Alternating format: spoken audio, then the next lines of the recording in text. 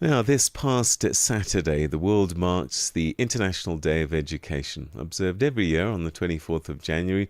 It's a day that's set aside by the United Nations to underline the role of education in building peace, driving development, and preparing young people for an increasingly complex global economy. Across Africa, millions of children are still sadly out of school, whilst many who are in classrooms face overcrowding, limited digital access, and skills gaps that leave them unprepared for the world of work. Well, to help us understand what this day really means in practical terms for the continent and what needs to change, we're now joined by Hana Hoshimoto, who's the Chief of Education at Unicef South Africa. Hana, thank you very much indeed for joining us, and welcome to the program. Thank you for having me, Peter. As an education-centered professional, Saturday was an important day for you. Why is it an important day, and why should it be observed? I think so. All children, UNICEF, United Nations Children's Fund, UNICEF, we work based on what we call Convention of the Rights of the Child. It is a convention that really secures what right children have, and education is one of the key pillar. In reality, as you said, even in South Africa, there are children who aren't able to access education, or even when they do, the quality is not so good. So the learning outcomes are not sufficient to prepare them for life and for work. This cannot continue, and that's why people like UNICEF and many other developing partners are trying to support the government in filling the gap that the government has in terms of delivering good quality public education. I think you may have partly answered my next question. So we celebrate Education Day, commemorate, celebrate, mark on one day each year. What do you think, beyond symbolism, should governments, authorities across the continent, education systems be doing differently from Sunday if Education Day was Saturday? Sure. So for regular people like us on the ground, we may not actually feel it with our skin, what the government is doing.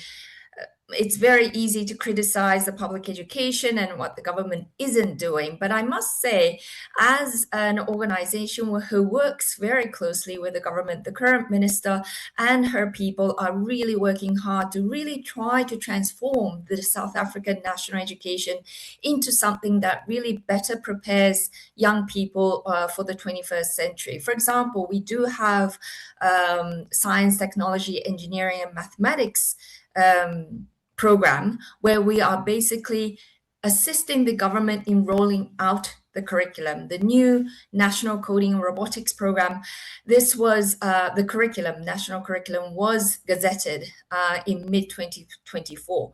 So the government is trying to roll it out. But in reality, we know the teachers are not prepared under the new curriculum, that there aren't enough devices. So basically, the Department of Basic Education is partnering with a lot of development partners so that we can assist in this rollout process. Um, I'm just wondering across the continent. I know that you're the chief education officer for South Africa, and some would say South Africa is, fairly developed in comparison to a lot of nations. What do you find across the continent, and perhaps lessons from each other that can help build a continent? One of the key thing is it is necessary to review and update the curriculum. Many of us know the curriculum in South Africa is very packed. And by nature, because there are new topics that pop up as a year go by, we now adding coding robotics. The government has added climate change, the AI ethics are going to come. I mean, how much more can you pack in a curriculum? So the role is how can we still make the curriculum feasible in terms of digestion at the classroom level while the curriculum still is up to date? And so that's one of the key things that all countries are suffering at the moment. Not, I wouldn't use the word suffering, but basically trying to brainstorm how best to design the curriculum. And the key thing is the teacher. They're the backbone of everything, really. The teacher training is just simply not enough, but we also know teachers always go through teacher training and they continue doing it. During COVID, they were even asked to be a psychologist for the learners, and that's almost unfair.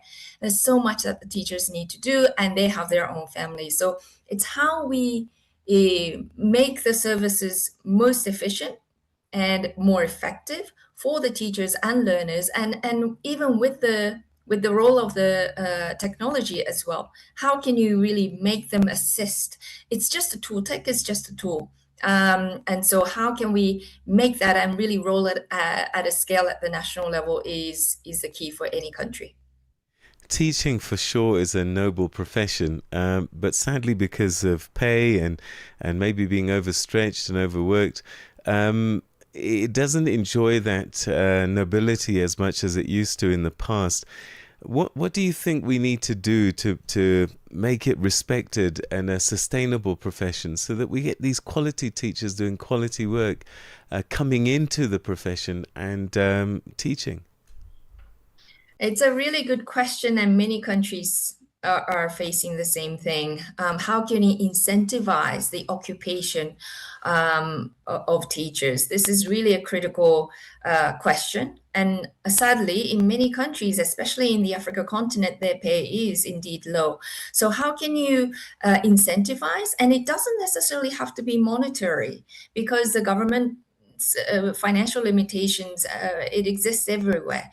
So if not financial, what more? Whether it's related to teacher professional development, whether it's related to their career development, or even using the mobile network, can they have special treatment, for example?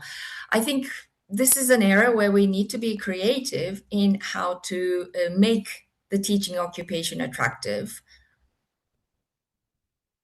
All right, and perhaps very briefly, a final thought about what you think we should be thinking about the most on Education Day. We need to cherish how we leverage the opportunity of education. I always say these days, especially after this amazing results of the 2025 National Senior Certificate. Yes, great, 88%, the highest. It's all great, but again, it's not just about grades. Education is a process. Knowledge, skill is an incremental process where what you learn through that process is extremely important. So if your children are in school, then cherish it. What they are learning is not just the subject, it's the creativity, the collaboration, the critical thinking, all these transferable skills that the labor market is looking for, the life is looking for. So it's these transferable skills, the competencies, or soft skills, if you want to use that word. It's these things that need to be nurtured, and that need to be nurtured both at school and at home. So I hope that everybody aims to access education, but really cherish already existing system that your children are in. Hana Hoshimoto, pleasure talking to you. Thank you so much indeed for joining us. Thank you so much. That was Hana Hoshimoto, Chief of Education at Unicef South Africa.